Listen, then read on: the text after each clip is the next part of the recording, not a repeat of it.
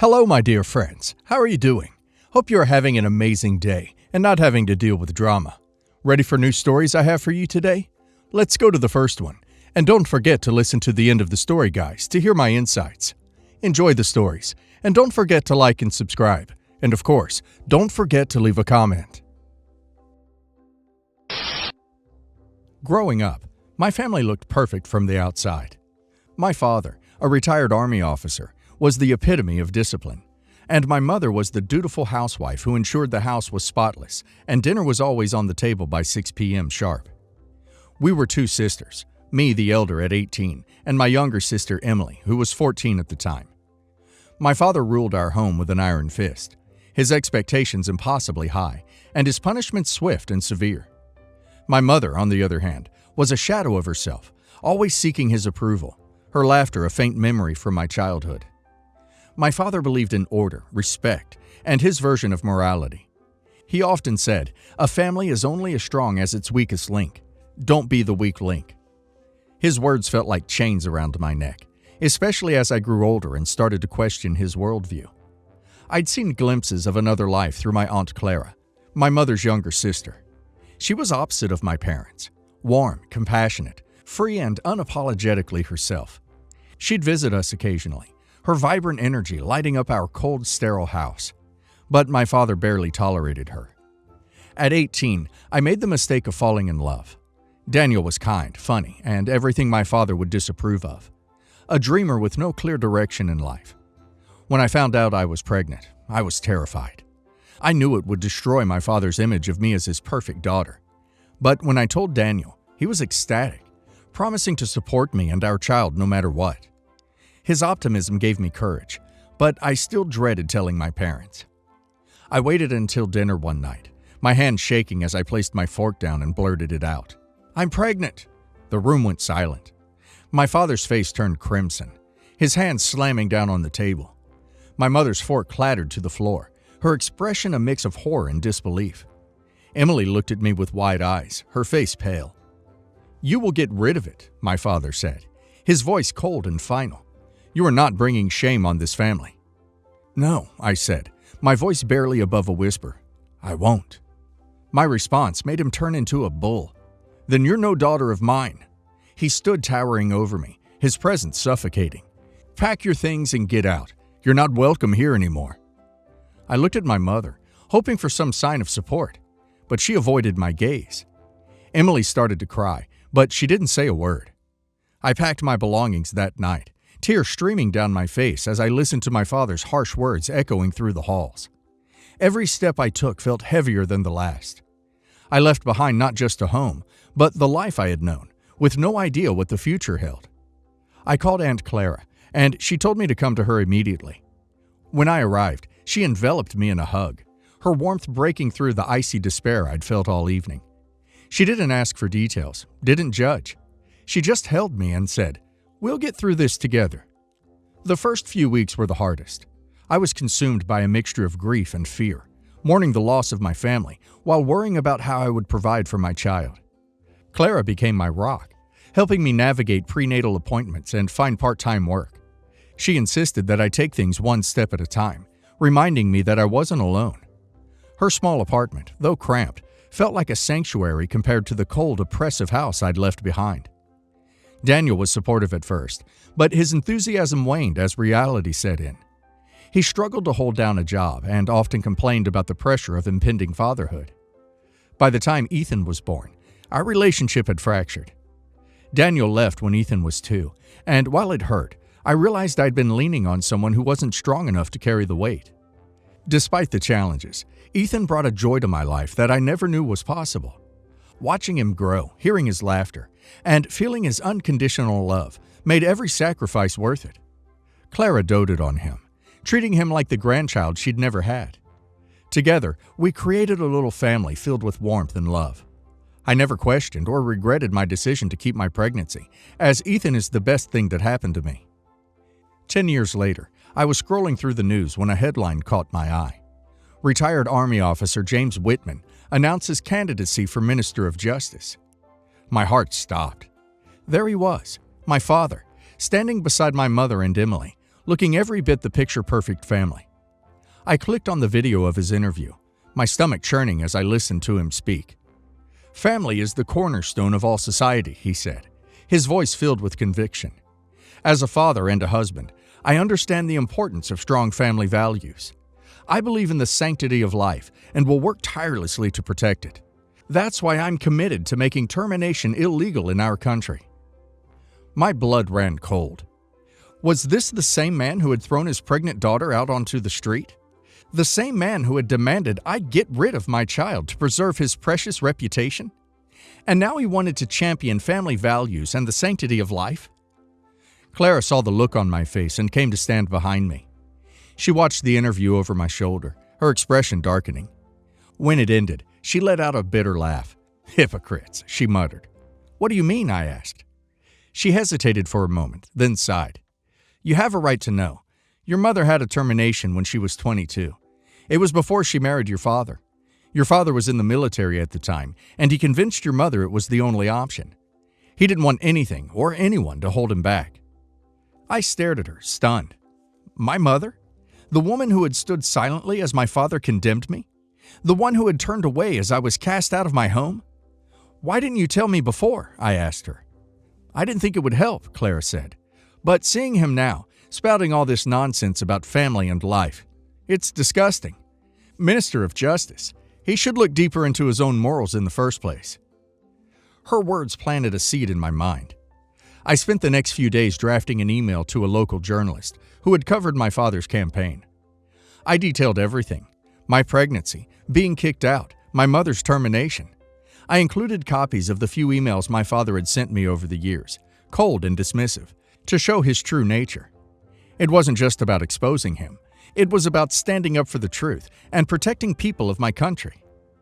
When the article was published, it caused an uproar. The headline read, "Ministerial Candidate James Whitman's Family Values Questioned. Daughter Speaks Out." My father's campaign team scrambled to control the damage, but the story spread like wildfire. Supporters of his pro-family platform were furious at the hypocrisy, while others praised me for my courage. My father released a statement calling my claims baseless attacks and a desperate attempt to tarnish his reputation. My mother remained silent as always. Emily reached out, begging me to stop, saying I was ruining their lives.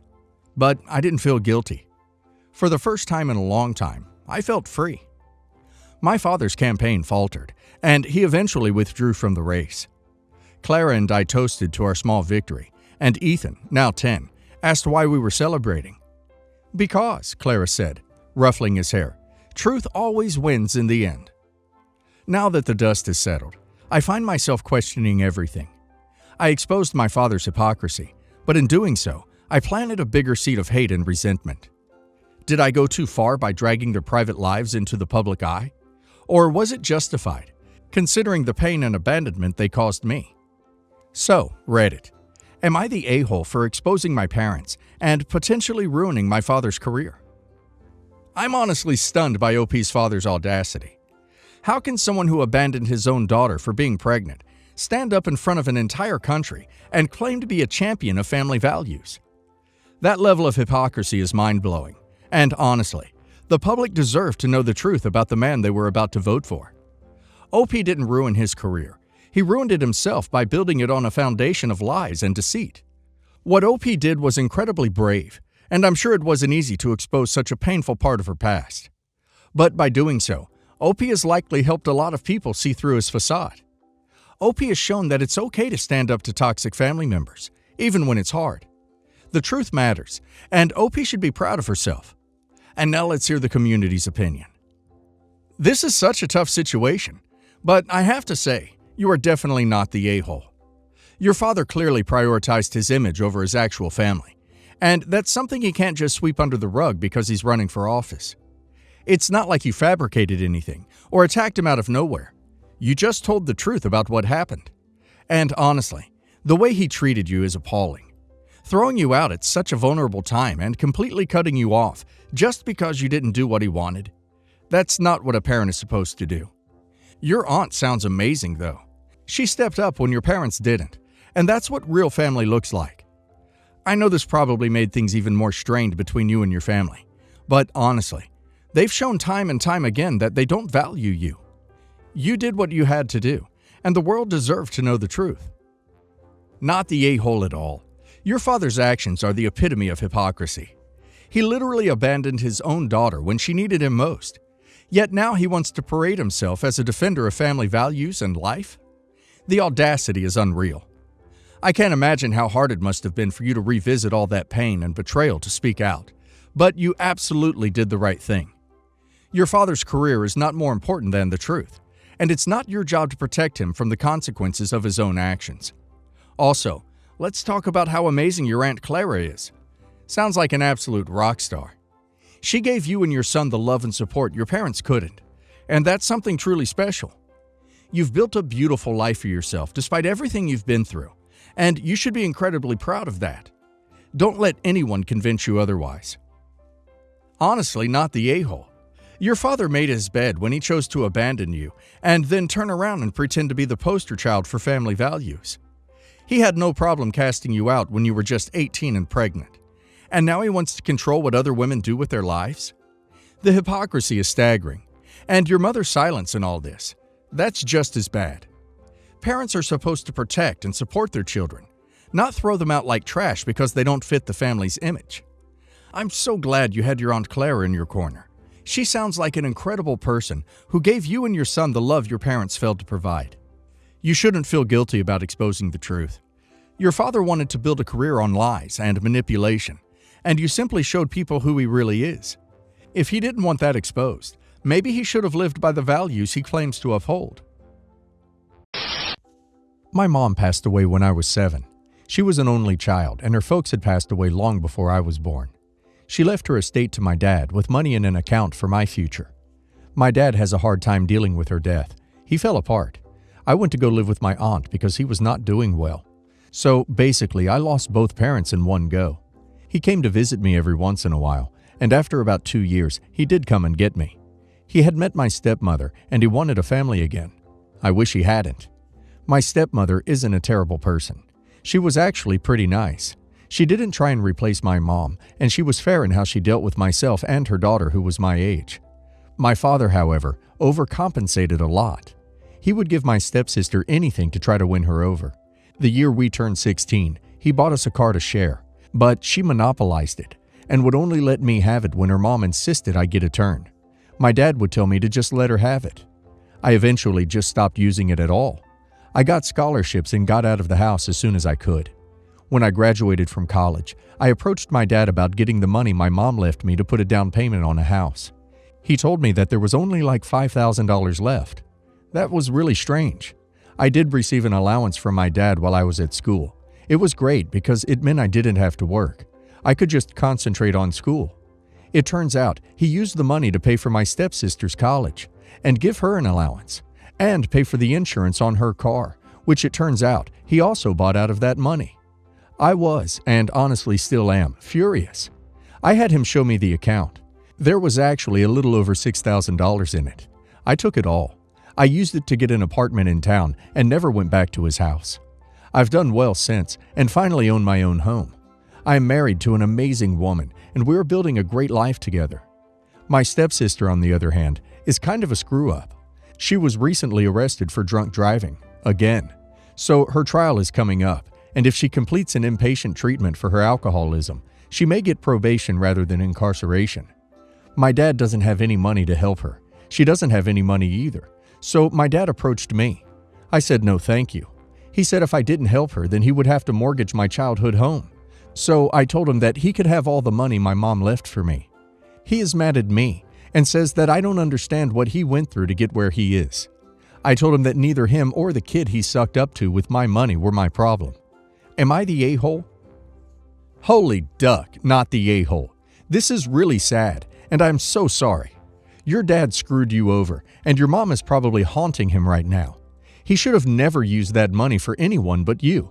If you are ever able to get a lawyer to take a look at what happened here, if they are still alive, the lawyers your mom used, and see if you could sue, take your childhood home back. Your father stole your money, and he should suffer the consequences. First of all, your dad is a thief. He's lucky you didn't file charges over this. This was your money, and he was trustee. Secondly, your stepsister has been ruined by him and will never straighten up if someone keeps paying. You are not the a-hole, but your father sure is. Your father and stepsister both made their own choices in life. You would not be obligated to fix them, even if they hadn't been a-holes to you. And to your credit, you initially just told him no, so you certainly didn't rub it in his face. It was only when he tried to guilt you into helping him that you brought up the past. Even then, it wasn't like you did it gratuitously. If he hadn't stole your money, or even if he paid it back to you after getting caught, you would legitimately have more money with which to consider his request. Not the a-hole. Not the a-hole. The fact that he got mad at you for not bringing it up is proof that he's not sorry for his actions. If he was remorseful at all, he would have reacted with shame and sadness. He would have recognized that you of all people did not owe him anything. The only reason for him to get mad is because he believes that you do not have the right to be mad at him. I, 18 female, recently attended my father's wedding with his new girlfriend, which me and my two sisters, 20 female and 25 female, traveled across the country for. Due to my father being unfaithful to my mother with the woman he was now marrying, and the 30-year age gap between them, my sister and I were uncomfortable with the whole situation, and were trying to get through the weekend without getting too upset, and spending time with the little family we had at the wedding. His girlfriend's family refused to speak to us. Whilst we tried to have a good time and ignore the inevitable toasts and speeches that came before the ceremony, mentioning how uncomfortable his girlfriend's family felt about my father having a pre-made family, and how they found it difficult to welcome us into theirs. When time for the wedding came, and we were walked down the aisle as bridesmaids before the incoming bride walked in, I suddenly felt overwhelmed with emotion, and tears began to form in my eyes. As it got to the I do part of the ceremony, my sister and I held hands and braced for the ring bearer to stand up in a short while. As this was going to happen, I quickly composed myself and released my sister's hand as I had been tightly holding previously. As the vicar, or priest, I'm not entirely sure of the technical term, began to drone of the legal requirements to carry out the wedding, such as asking those present if they were aware of any impediments to the marriage, something sparked inside of me, and I quickly raised myself out of my seat, and before I could stop myself, exclaimed to the priest and those who were staring at me astonished, of the wrongdoings that had led up to this poisonous marriage that had disrupted so many lives. My father turned to me with such undeniable anger, and as hard as I try, I cannot stop picturing the pure disgust he possessed as he locked eyes with me, before swiftly pivoting to face his fiancée, who let out some kind of whimper and dashed out the room, followed by her maid of honor and two other seemingly loyal bridesmaids, and finally my father. I sat back down into the pew my sisters and I had been assigned, feeling defeated. As I had disrupted the wedding in such a fashion, my father and his fiancée were not able to marry as they had planned. It has been 5 months since then, and I still feel an impending sense of guilt as I did on the day. However, I have been informed that another ceremony will take place in a few weeks, that I am not allowed to attend. Although I feel bad for making such a scene, I can't help but feel as if I did what was right, due to all the pain my mother and family faced due to his previous actions. And this gives me a warped sense of glee when I reflect on the incident. But I think I'm in need of an outsider's take on my actions. So, am I the a-hole? Not the a-hole. You are valid in your feelings, and it is wrong for your father to pretend nothing wrong ever happened. His whole new relationship was based on a wrong, and it is a slap in the face to those affected by it up to this point especially, to pretend otherwise. It's a little naive for his girlfriend and him to think that what happened was okay, and there wouldn't be any repercussions from it. For your sanity, I would consider a clean break and seek professional help in working through this, as this can and will affect your overall well-being. I don't get why you girls were there in the first place if he cheated on your mom. He doesn't seem like a good father for you and your sister, or one you hold very dear. Did they really speak out loud about being uncomfortable about his kids being there, or am I reading it wrong? I don't get why you wouldn't say something at that moment. I actually, in a way, understand why you couldn't keep quiet if they said stuff about you and your sisters. But when you write what he did, it sounds like your mother is way better off without him. So you guys, and the younger woman, kind of made her own bed. But I'm sorry this happened to your family. It doesn't sound easy. But you should have said something before the actual wedding ceremony, or just left altogether. But hindsight is 20/20. I get that it was way too much. But in this specific situation, you're the a-hole, but your dad is the biggest a-hole. You're the a-hole, only because you actually went to the wedding. If you didn't agree, you should have just not went. However, you did speak now and not forever hold your peace. So it was the last moment it could be done. High-key wishing I could have witnessed this. I, 26 female, have been married for 7 years. My husband and I were young when we got together, and as a result, I became like another kid to his parents. But that's a story for just now. Anyways, I never thought of his sister, 27 female, as anything less than my own. So when she had her kid, 2 male, I was excited. I've got my own kids, but I was happy to have a nephew. So my sister-in-law lives next door with her parents. The issue is that I've become the baby drop-off center. I need to run to the store. Turns into me texting her 4+ hours later, trying to figure out where she is. It's always someone else's fault on why she's late.